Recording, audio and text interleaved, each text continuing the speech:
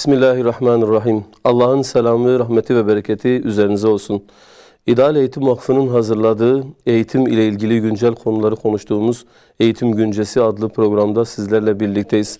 Bugün inşallah özellikle gençlerde intihar meselesini konuşacağız.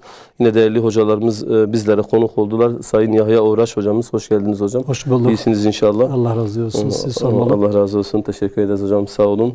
Sayın Hadi Erdem hocamız bizlerle yine hocam. İyisiniz inşallah. Hoş geldiniz. Hoş bulduk hocam. Allah razı olsun hocam. Teşekkür ederiz. Hocam son günlerde özellikle intihar vakaları gündeme geldi ülkemizde. Keşke olmasaydı dediğimiz acı olaylardan biriydi. Özellikle biz eğitimcilere de bu anlamda bazı görev ve sorumluluklar düşüyor. İlk soru olarak hocam bu intihar sebepleri, özellikle intihara teşvik eden sebepler nelerdir? Ana unsurlar noktasında hocam neler diyebiliriz hocam? Evet. Teşekkür ederim. Öncelikle gerçekten de bu yaşanan hadiseler çok esef verici hadiselerdir. Rabbim böylesi temiz gençlerimizin farklı oyunlara düşerekten canlarına kıymasına inşallah bundan sonra fırsat olmaz diye dua edelim. Tabii şimdi özellikle gençleri intihara teşvik eden belli hususlar vardı. Yani biz bunu ana madde olarak ruhsal ve sosyal nedenler olarak ifade edebiliriz. Tabii şimdi baktığımız zaman gerçekten de hani intihar olayı esasında dinimizin uygun görmediği, haram kıldığı bir hükümdür. Ve tabii ki belki bununla ilgili yine sorularınız olacak ama yeri gelince ben orada ifade etmeye çalışacağım. Baktığımız zaman dünyada da çok ciddi anlamda intihar olayları vardır. Yani mesela Dünya Sağlık Örgütü'nün yapmış olduğu açıklamaya göre dünyada her 40 saniyede bir kişi intihar ediyor. Ve bunun da 20 intihar, yani bu teşebbüsünden ölüyor. Yani her intihar girişiminde. Özellikle baktığımız zaman yine Dünya Sağlık Örgütü'nün yaptığı açıklamaya göre her yıl 800 bin insan intihar ediyor. 800 bin. Yani dünya genelinde. Bu çok büyük bir rakamdı gerçekten. Yani hani bütün dünyanın sorunudur. Yani sadece bizim yaşadığımız memleketin ve ülkenin sorunu değildir. Bütün dünyanın ortak sorunudur. Ve baktığımız zaman yani bunun temel sorunu nedir o zaman? Yani niye gençler intihar ediyor? Ve yine gerçekten de bir önemli bir veri olarak daha paylaşmakta fayda görüyorum. Dünya genelinde baktığımız zaman intiharların en fazla olduğu ülkeler gelişmiş ülkelerdir. Yani teknolojisiyle, sanayisiyle, kültürel yapısıyla, medyasıyla çok gelişmiş olan ülkelerdi. Yani mesela düşün, her 100 bin insandan %21.7, yani 100 bin insandan 21.7 İzlanda başı çekiyor. Evet. Yani Avrupa ülkesinde. Akabinde ABD geliyor 21.1, Finlandiya geliyor yine 20.8, Fransa geliyor 17.9 ve bu şekilde hep gelişmiş ülkelerdir. Bu da tabii bir şey ifade ediyor esasında. Evet. Yani gelişmişlikle bu tür intihar olaylar arasındaki var olan korelasyona dikkat etmekte fayda vardır.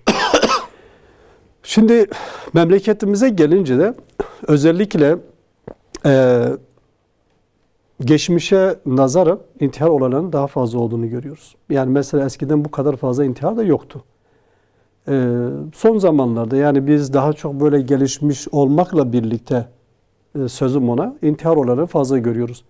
Yine ben burada bir anekdot, değerli bir hocamızın, Mehmet Gülsever hocamızın bir alıntı yazısından bir şey paylaşmak istiyorum. 1887 yılında henüz 35 yaşındayken intihar eden Batı düşüncesinin en güçlü sesi Beşir Fuat için Cemil Meriç bir açıklama yapıyor. Alışkanlıklarıyla Osmanlı, kafasıyla Fransızdır. Yani söz edilen Beşir Fuat özellikle Avrupa hayranı biridir. Cemil Meriç onu değerlendiriyor. Beşir Fuat'ı Cizvitler zehirledi diyor. Yani biliyorsunuz özellikle Avrupa'da ve hepsi de sözüm bana çok ileri düzeyde zeki insanların bir arada bulunduğu tarikat. İmanını kaybeden o coşkun zeka yeni bir din buldu kendine. Maddecilik. Batı'nın müsbet ilimlerini naslaştırdı. Abdülaziz Han'ın yaveri bu çetin kavgaya kahramanca atıldı. Ama çağdaşlarının dilini konuşmuyordu Beşir. Burkulan şuurunu uyuşturmak için içkiye ve kadına koştu. Nafile, dudaklarında günahların buruk tadı, bezgin ve yorgun, kavgaya devam etti. Gönül ile aklın, şiir ile nesrin, imanla inkarın, doğu ile batının kavgası, o yalçın irade bu çılgın savaşa 3 yıl dayanabildi. Ve yaşı 35. Evet. Yani çok manidar bir husus. Cemil Meriç bunu değerlendiriyor tabii. Yani biz baktığımız zaman özellikle gençlerimizin demin de ifade ettiğim gibi yani ruhsal ve toplumsal nedenler diyoruz ama tabii bunda açmakta fayda vardır. Yani mesela ne gibi şeylerdir? Özellikle psikiyatrik hastalıklar vardır. Bu psikiyatrik hastalıkların temelinde depresyon vardır. Yani depresyon dediğimiz işte iyi huylar ve kötü huyların karşılaşmasıdır. Karşı karşıya gelmesidir. Eğer iyi huylar kötü huylara ağır gelirse o kişi sözüm ona bir şekilde canına kıyacaktır. Yani kimse onu engelleyemez. Kimse beni tutamaz manasında. Yanı sıra özellikle alkol bağımlılığı, madde bağımlılığı, kişilik bozukluğu, panik bozukluğu, bunlar hepsi psikiyatrik bölümüne giren alt başlıklardır. Yani biz psikiyatrik hastalıklar dediğimiz zaman hani bizim daha çok böyle halkımızın anladığı bir dil, işte akıl hastası ya da işte ruh hastası. Yani esasında onun alt birimler. Yani şu anda hastanelere baktığımız zaman, akıl hastanelere baktığımız zaman da gençlerimizin bir kısmının özellikle madde bağımlılığı, yani daha doğrusu büyük bir kısmının madde bağımlılığı ve uyuşturucu bataklığı içerisinde olduğunu çok rahat bir şekilde görebiliyoruz. Tabii yanında da yani kişilik bozukluklar vardır, panik bozukluklar var. Bunlar daha cüz'i nedenlerdir.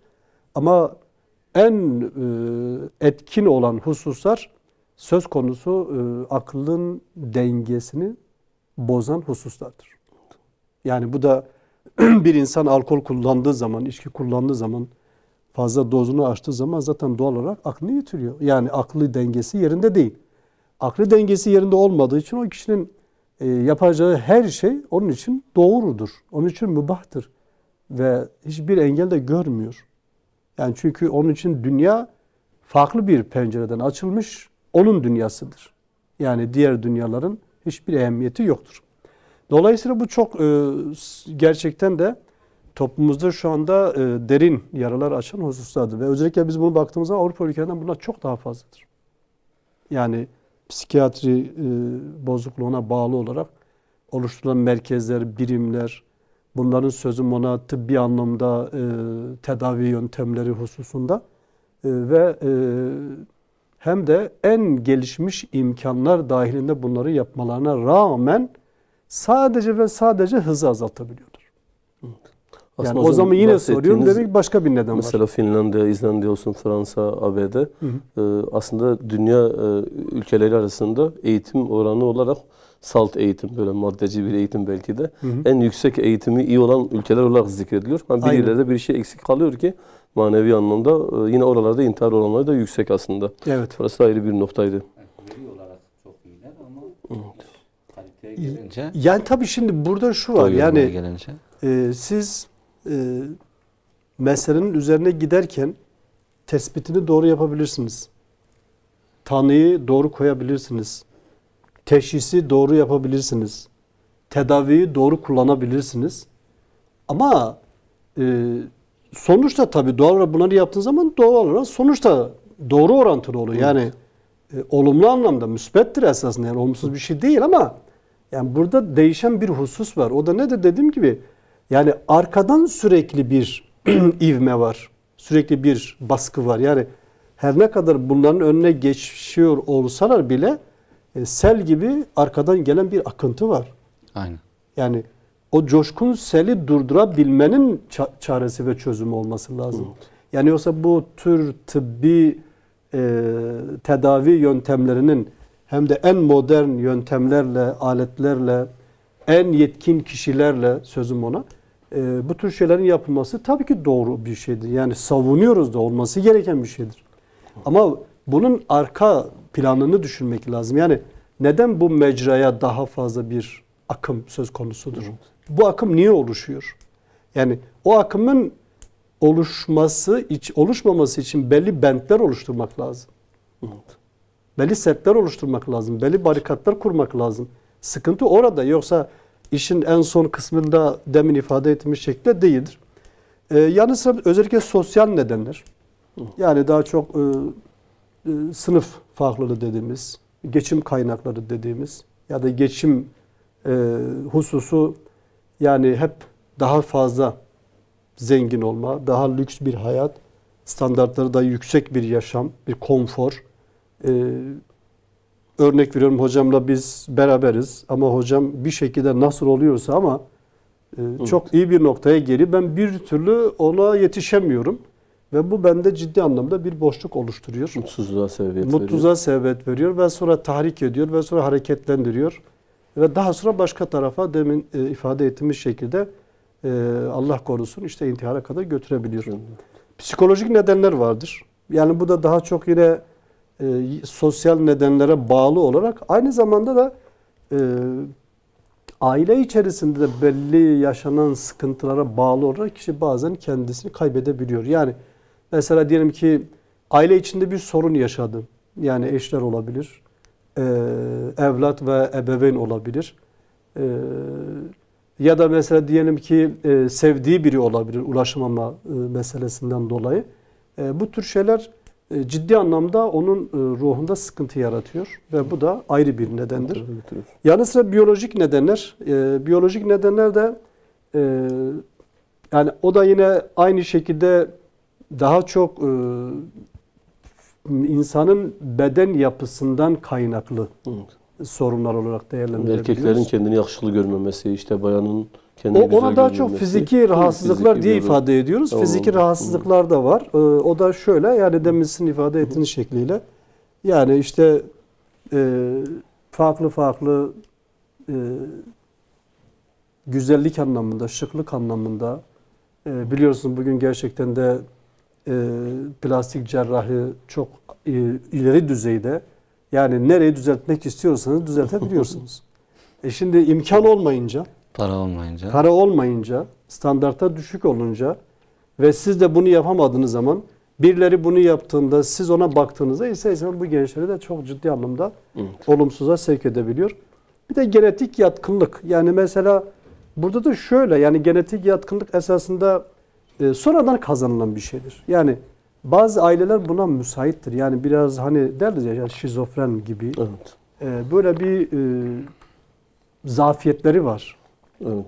Yani o herhangi bir hadise karşısında, herhangi bir bunalımda çözümü sadece orada görmeye çalışan böyle kimi marjinal, çok daha böyle lokal anlamda aileler de vardır. Bu ailelerin de bireyleri üzerinde böyle genetik bir etki bıraktığını görebiliyoruz. Evet.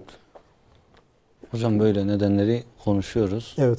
Nedenlere bakıyoruz. Gerçekten de yani bir şekilde intihar eden insan bir sebebe binaen edebiliyor. Yani bazen gerçekten elde olmayan nedenler var. Bahsettiğiniz psikolojik rahatsızlıklar var. Yani bu anlamda o kişi hastadır ve bu hastalığını maalesef normalde tedavi edebiliyoruz. Hastaneye götürebiliyoruz.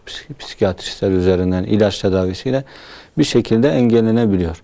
Yani bu güç de bizde olmayınca mecburen hastaneye, doktora, bir uzmana başvuruyoruz. Ama bazı nedenler var ki biraz önce bahsettiğiniz, yani bunun önüne bazı insanlar geçebilir. Bunun önüne devlet yetkilileri geçebilir. Bunun önüne anne babanın meseleyi, sorunu çözemediği zamanda eğitimci geçebilir, öğretmeni geçebilir veya bir arkadaşı geçebilir, bir dostu, bir akrabası geçebilir ve bu kötüye gidişatı böyle hemen çevirip yani böyle iyiye gidişata çevirebiliyor. Bu anlamda güzel dokunuşlar birileri yapabiliyor. Tabii her insanın karşısında, her insanın çevresinde bu tür belki yani biraz eğitimli, bilinçli insanlar da bulmakta zorlanılıyor. Ama bu anlamda belki en çok görev acaba devlet yetkililerine, bununla beraber eğitimcilere mi düşüyor? Ve herkesin mutlaka ya anne ya babası var. Tabii bu anlamda belki hem küçüklükten hem de bugünlerde bu anlamda eksik olan, yani Allah-u Teala'nın imtihan ettiği anne babayı da görmeyenler de vardır. Ama yani bu anlamda bu kötüye gidişatı durdurmada, yani intihara gidebilecek bir insanı oradan ve bunun gibi gençleri oradan çevirmede, devlet yetkililerine, ondan sonra bizim gibi eğitimciler, bu anlamda Evet. elini taşın altına atmak isteyen eğitimciler ve ebeveynlere ne gibi görevler düşer? Bu anlamda neler yapılabilir? Ekranlarımızda da izleyen özellikle ebeveynlerimiz de vardır. Belki bu sözler onlar için de, belki bu sorunu yaşayan kişiler için de belki sadra şifa olur inşallah. Neler yapılabilir, neler yapabiliriz hocam? Şimdi tabii ki yani çerçeve anlamında güzel noktalara temas ettiniz. Elbette ki bu yani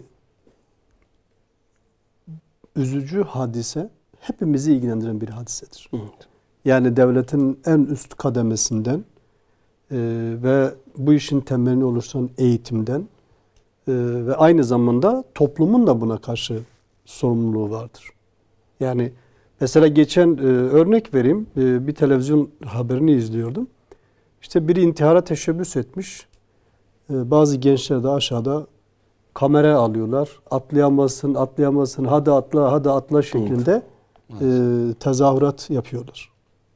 Şimdi düşünün, yani normalde esasında burada herkes ortak sahibidir. Sorumluluk sahibidir. Evet. Şimdi öncelikle devletin bir kere bu hadisenin önüne geçmek için neler yapabilir? Devletin bir kere bunu ortak akıl dediğimiz bir akılla belli şeyleri yapması lazım sahada. Yani bunun altyapısını oluşturması lazım. Yani bu devletin en önemli olan işidir. Birçok kurumuyla, yani eğitim, milli eğitimle, aile ve sosyal bakanlığın şu an ismi aklımda değil. Aile ve Sosyal Politikalar Aile Bakanlığı. ve Sosyal Politikalar Bakanlığı'yla, onun dışında esasında bu işin ekonomik boyutuyla da ilgili olan birimler. Çünkü mesela birçok gencin işte işsizim, geçimim olmuyor şeklinde, demin ifade ettiğim şekilde maddi sıkıntılardan kaynaklı olarak yapmaya çalışıyorlar. Bu tür teşebbüste bulunmaya çalışıyorlar. Elbette ki ebeveynler ve aynı zamanda bu kişilerin özellikle akranları, Aynen. Arkadaşlar. özellikle akranları. Çünkü arkadaşı çok daha rahat bir şekilde tutabilir de tahrik de edebilir. Onu da özellikle söyleyeyim. Fakat yani intihar nedir? İntihara götürücü etmenler nelerdir? Ve bu etmenlerin ortadan kaldırılması için tabii ki yani üstün erkin, üstün güçlü dediğimiz devletin harekete geçmesi lazım. Biz eğitimciler, yani bize düşen nedir? Bilinçlendirmedir. Yani biz bir gencin içinde demin saydığım sıkıntılara bağlı olarak nerede müdahale edebiliriz?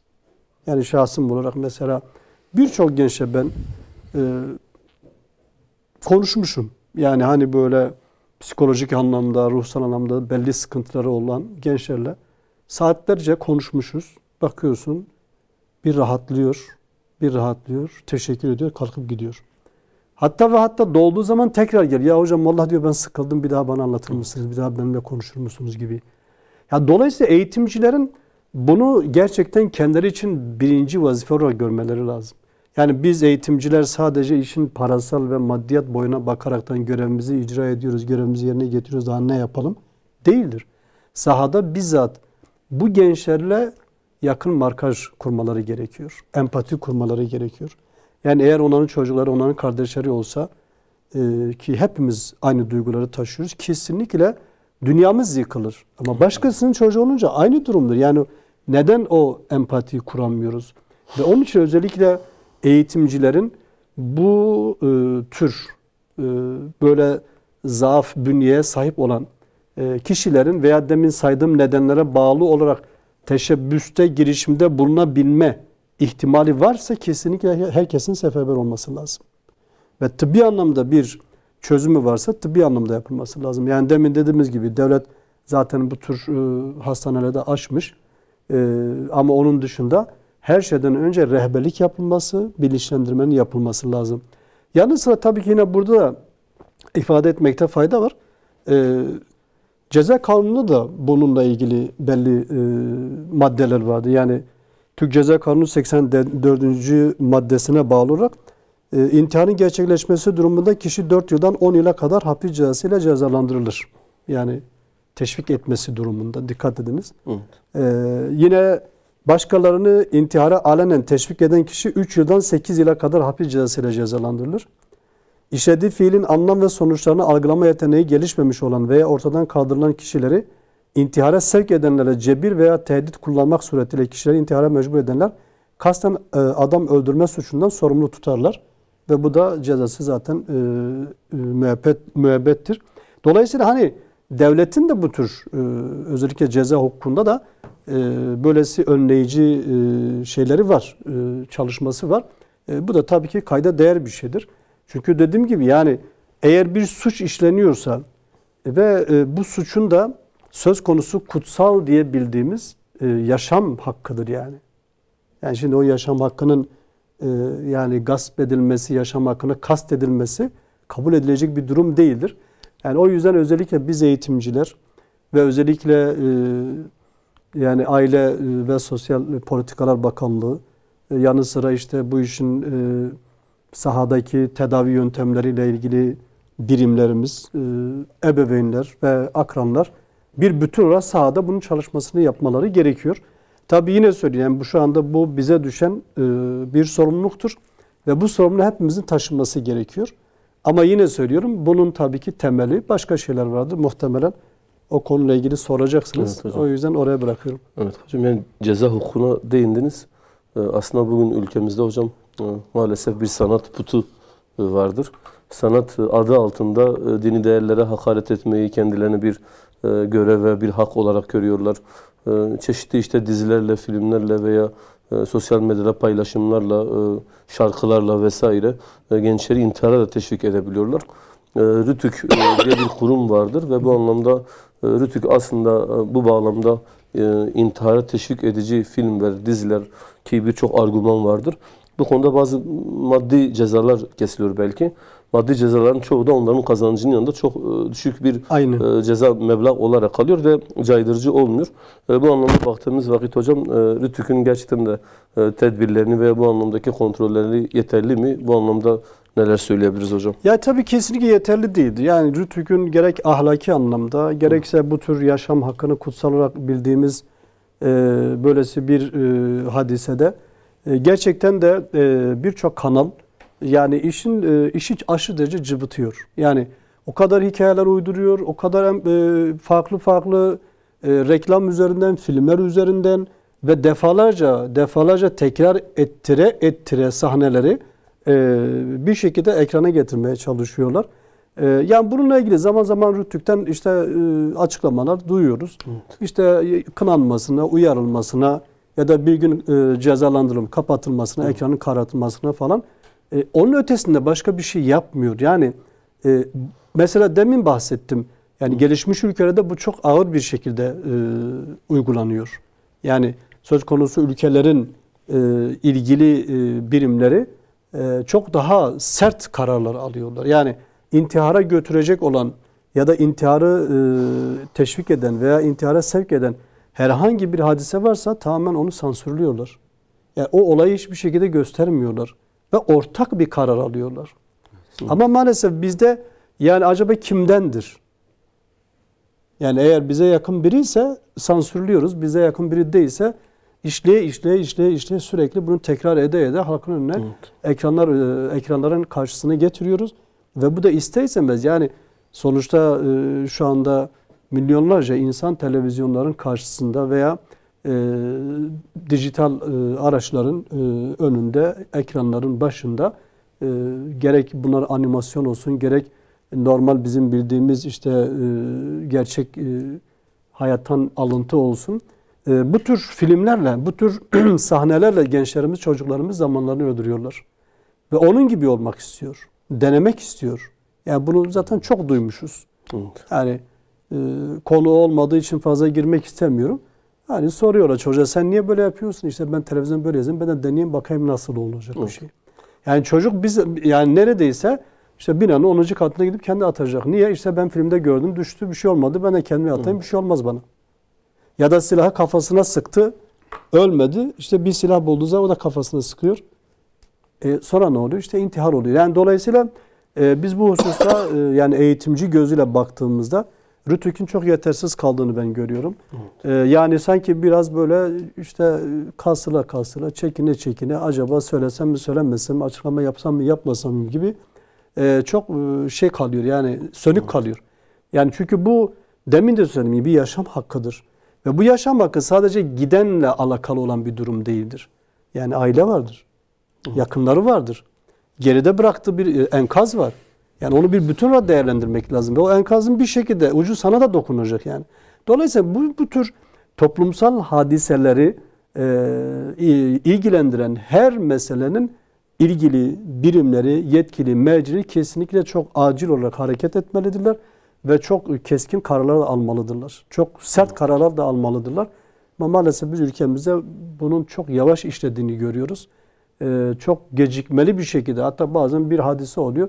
Bakıyorsunuz 10 gün sonra, 15 gün sonra daha yeni o hadiseyle ilgili bir araya gelmişler, bir karar almışlar. İşte bu meseleden dolayı şöyle bir ceza vereceğiz ya da şöyle bir yaptırım uygulayacağız şeklinde. Evet. Ve bu gerçekten insanı üzüyor yani, onu özellikle belirteyim. Yani ben Rütük'ün bu konuda çok daha sert kararlar alınması ve daha ağır yaptırımların uygulanması hususunda özellikle bu vesileyle ekranların başında bizi izleyen herkese duyurmak isterim. 10 yıldan fazla olsa gerek. Bir Murat Kekili vardı. Onun meşhur bir şarkısı vardı işte. İntihara teşvik edici anlamda. Maalesef yani o şarkı kalkana kadar, yani böyle yasaklanana kadar, yani bu kadar uzun sürdü. Yani bazı gençler de bundan dolayı zaten intihar sebepleri de sonradan araştırıldığında bundan dolayı intihar ettikleri ortaya çıkmıştı.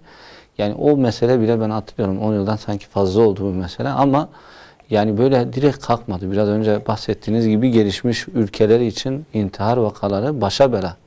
En yüksek oranlar onda. Ve bunu çözememeleri de zaten onlar için büyük bir garabet. Yani onların kendi o müthiş oluşturmaya çalıştıkları güç şeylerini de böyle, piramitlerini de böyle yıkıcı halde kurtulmak istiyorlar bundan, ama kurtulamıyorlar.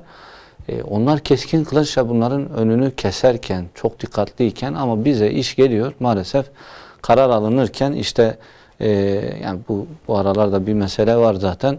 İşte bu falan kez dokunsak şöyle olur, buna şöyle söylesek böyle olur gibi korkular maalesef kötü sonuçlar ortaya çıkmayana kadar maalesef önüne geçilmiyor. Evet. Bu konuda inşallah temennimiz bu durumların düzelmesi. Ama hocam biraz önce ta baştan verdiğiniz örneklerde, yani Müslüman ülkelere gelince, Müslüman kesimlere gelince intihar vakaları çok az. Çok düşük. Aynen. Sebebi de yani bunu psikiyatristler veya psikologlar yazdıkları hem kitaplarda, tezlerinde dile de getiriyorlar, konuşuyorlar. Müthiş bir anlamda yani bu bizi Müslümanlara da gururlandıran bir durum. Olumsuzluklar, ekonomik olumsuzluklar olabilir, ailevi, sosyal sorunlar olabilir. Bunun kendisiyle alakalı bir imtihan olduğunu düşünüp Rabbim beni imtihan ediyor, mükafatını cennette fazlasıyla verecek düşüncesiyle intihara gitmiyor ve sabrediyor. Hatta açsa da açmasa da, açsa zaten lütuftur diyor, beni bu imtihandan kurtardı. Açmasa da mükafatımı cennetten alacağım diyor. Örneğin Mus'ab bin Ümeyr gerçekten de annesi tarafından, ailesi tarafından çok büyük bir zulme uğradı. Yani hem mirastan alıkonuldu, hem o ailenin şeref haysiyetinden. Ama Mus'ab hiçbir şekilde şey yapmadı, yani intihara gitmedi. O baskılar. Ammar bin Yasir'in gözünün önünde annesi babası şehit edildi. Hiçbir şekilde intihara gitmedi. Habbab bin Eret kör ateşin üstüne yatırıldı. Belindeki yağlar ateşi eritene kadar, buna rağmen yine intihara gitmedi. Bu insanlar ve bu zamanki gerçekten Müslüman Guantanamo gibi bazı yerlerde, Ebu Gureyb gibi yerlerde Müslüman esirler onların zorlamalarına rağmen Müslümana intihar etmelerine istemelerine rağmen intihar etmediler. Evet. Sebebi güzel bir tespit, manevi anlamdaki güç ve maneviyat. Bu anlamda da muhtemelen zaten bir olay da vardı zaten, Enes Kara meselesi de maalesef Tabii onun da intihara gitmesine en başta biliyoruz ki ateist veya böyle bazı inanç konusundaki sıkıntılarıydı. Temennimiz keşke öyle bir durum olmasaydı. Üzdü bizi. Başka sebepler de var. Ebeveynlerin özellikle çocuklarını yönlendirmede baskıcı olmaması. İşte illa tıp okuyacaksın, illa burada kalacaksın, bunu yapacaksın, şunu yapacaksın. Yani çocuk senin için yaratılmamış. Bu çocuğun da kendine has kararları olabilir. Hazreti Nuh gibi belki evladın iman konusunda sorumlu olabilir. Yani bunlar tabii konuşulur. Gerçekler konuşulması da lazım. Ama Enes'in biraz intihara gitmesindeki sebep belki de inançsızlığıydı. İnançsızlar genelde intiharı seçiyor. Buraya gidiyor. Ve genelde intihara gidenlerin de çoğunda manevi bir boşluk var. Bunu da ancak biz maneviyatla doldurabiliriz. Bu anlamda neler söyleyebiliriz hocam maneviyat konusunda? Şimdi tabii ki güzel noktalara temas ettiniz. Yani Maide suresinin 32. ayet-i kerimesinde tabii biz olayı değerlendirirken İslami bakış açısına göre olayı değerlendiriyoruz. Ve doğrusunda bu olduğuna inanıyoruz. Yani nitekim birçok Avrupalı özellikle kitap ehli olan gerek düşünürler olsun, gerek filozoflar olsun onlar da bu meseleyi ele almış. Yani mesela Durkheim yani inanç eksenli yaşamı prensip edinen birinin intiharı çok daha az olduğunu söylüyor. Yani en azından Avrupalı olduğu halde bunu kendisi söylemiştir. Tabii şimdi özellikle İslam'ın öngördüğü belli kutsal değerler vardı. Yani mesela yaşam hakkı da özellikle Kur'an'ın ve İslam'ın öngördüğü en önemli yaşam hakkı olarak ifade ettiğimiz haktır. Maide suresindeki buna bağlı olarak ifade edeceğim Nestaiz diyor ki Rabbul Alemin ben katale nefsen bi gayri nefsin her kim bir kişiyi haksız bir şekilde öldürürse ev fesadın fil ardı veya yeryüzünde fesat fitne çıkarırsa peki ennema katalen nase cemia sanki yeryüzündeki bütün insanları öldürmüş gibi oluyor.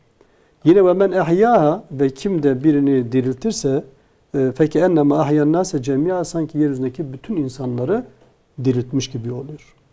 Yani burada şu çok önemlidir. Yani bir kere İslam bize şunu söylüyor. Yani yaşam hakkı kutsaldır. Onu veren Allah. Alan da Allah'tır. Yani sizin yaşam hakkı üzerinde sizin bir tasarrufunuz yok.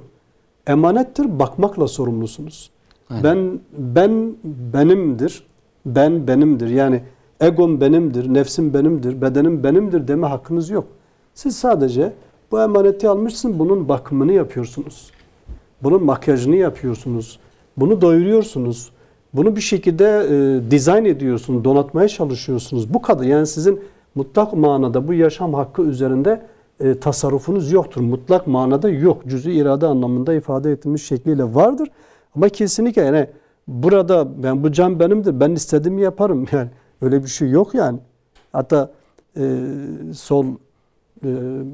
Rusya'nın özellikle 1917'de Bolşevik ihtilalinde buna benzer bir ifade olduğu için örnek vermek istiyorum.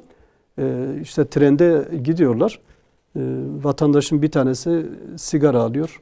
Sigarayı dudakların arasına alırken tam çakmağı açıyor. Tam sigarayı yakacakken yandaki hemen onun kolundan tutuyor. Dur diyor, ne yapıyorsun? Sigara içiyorum diyor. İçemezsin diyor çünkü o can senin değil davanındır diyor. Yakamazsın diyor.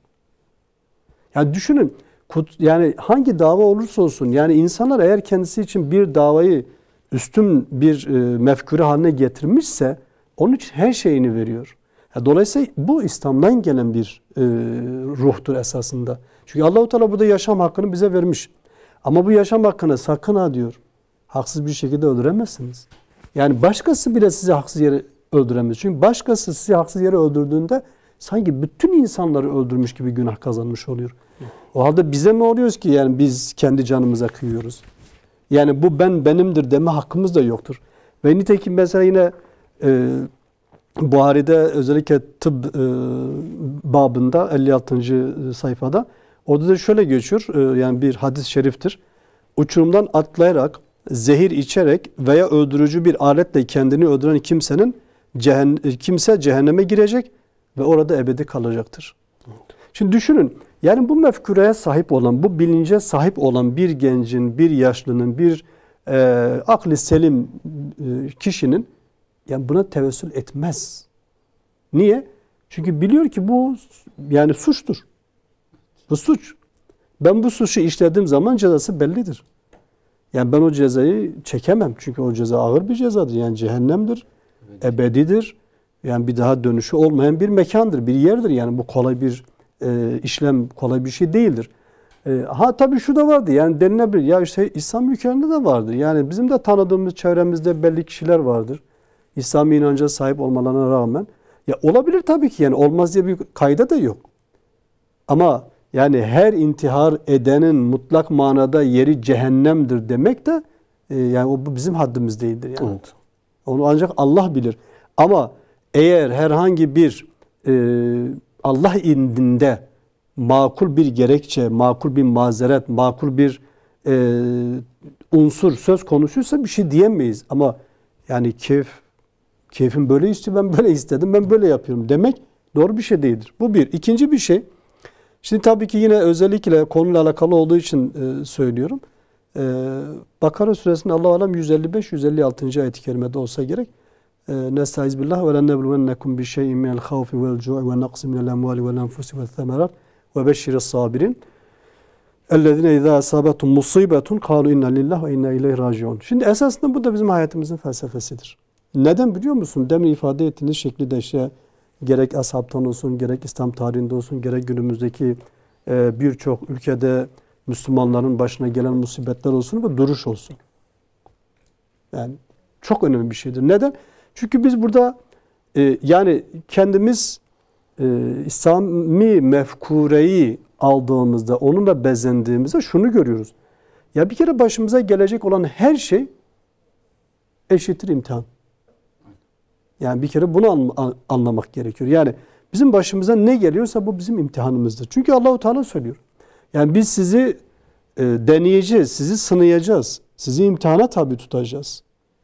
Yani biraz korkuyla, biraz açlıkla, efendime söyleyeyim işte mallardan, canlardan, ürünlerden eksiltmekle, geçim kaynaklarından kaynaklı sosyal etkenler diye ifade ettiğimiz hususlara bağlı olarak insanların ya da gençlerin ya tabii ki bu hani sadece biz gençler konuşmuyoruz. Yani elbette ki ileri yaş grubunda da intihar olayları vardır. Yani buna bağlı olarak intihar edenlerin yani sadece geçim kaynaklı veya sosyal etkenli olduğunu düşündüklerinde bu ayeti göz önüne alındığında şunu düşünüyor. Ya benim imtihanımdır. Yani fakirlikse benim imtihanımdır.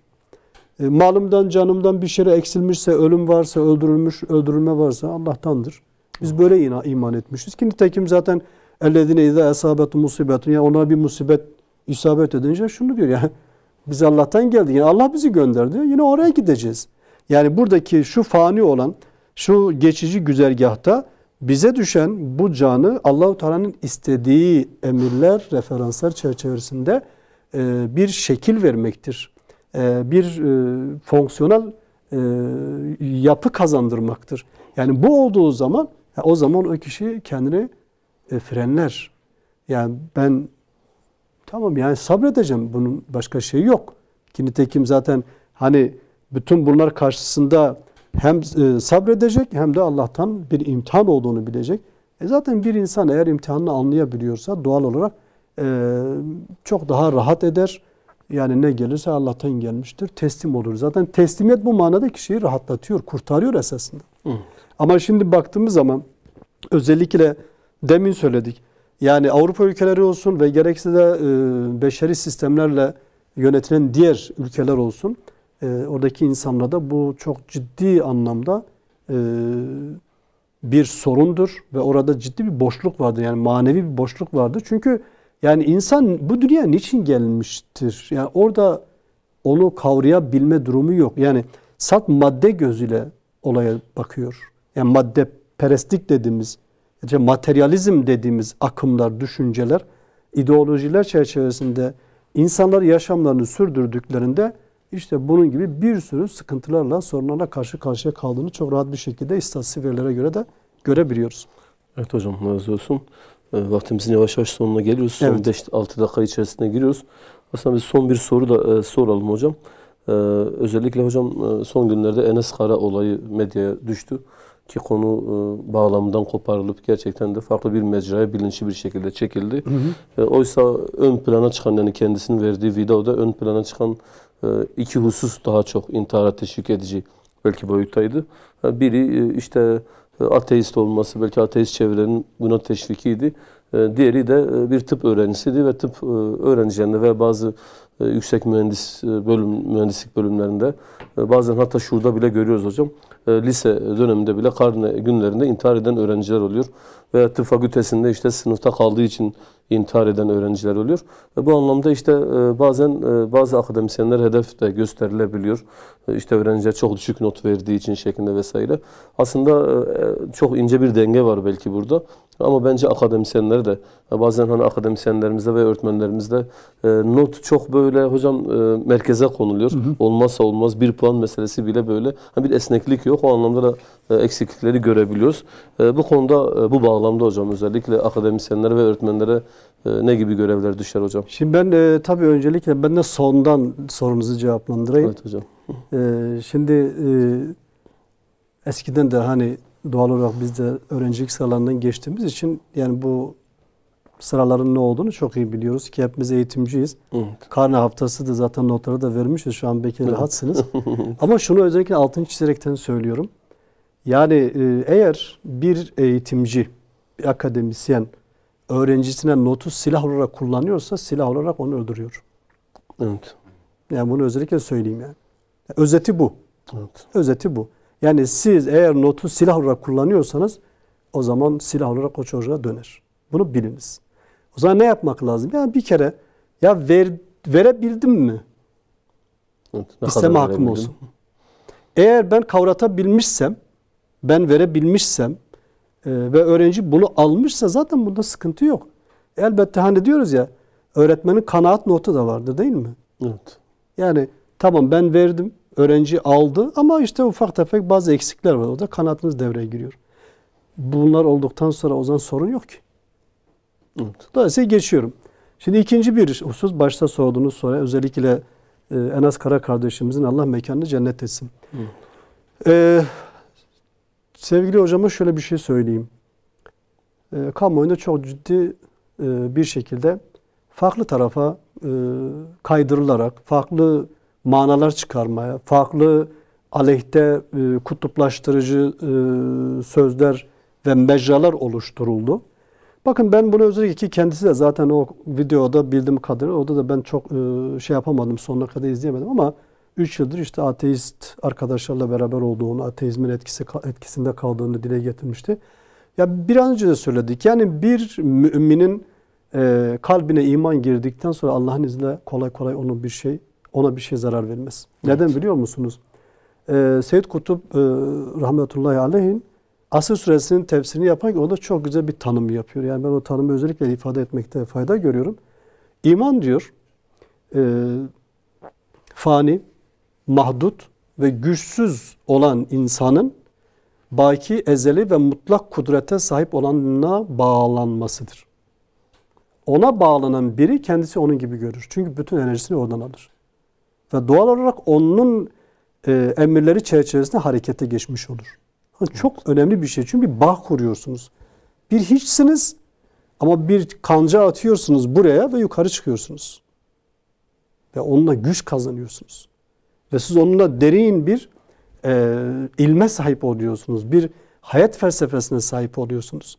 O yüzden yani şu anda özellikle kamuoyunda dile getirilen söz konusu kardeşimizin veya kardeşimizin daha doğrusu kaldığı yurt ve yurtun hangi kesime ait olduğu, bağımlı olduğu önemli değil. Yani buna hiç şey. Çünkü esasında tam tersine şu anda bizim toplumumuzun söz konusu materyalizm, ateizm, deizm ve bunun gibi bir sürü beşeri sistemlerle toplumu bozmaya, ifsad etmeye çalışan yapılar vardır.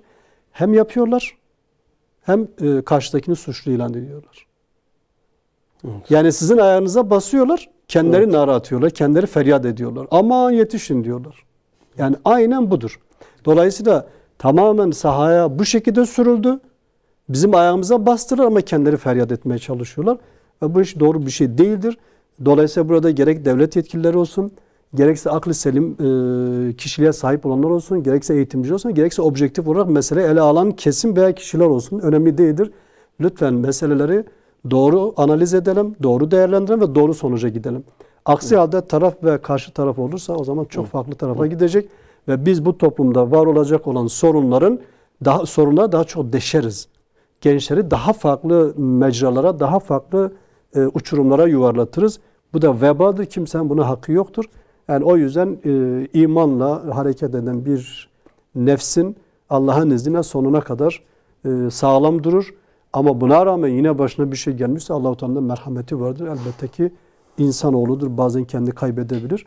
Bu da doğal olarak sorumluluk olmaması gerekir diye düşünüyorum. Evet. Allah razı olsun hocam. Çok teşekkür ederiz. Değerli katkılarınızdan dolayı hocam. Sayın Yahya Uğraş hocamız ve Hadi Erdem hocalarımız bizlerle birlikteydiler. İntihar meselesini konuştuk. Özellikle eğitimcileri ilgilendiren boyutlarıyla. İnşallah önümüzdeki hafta farklı bir konuyla, farklı konuklarla yine sizlerle birlikte oluruz. Allah'a emanet olunuz. Hayırlı akşamlar.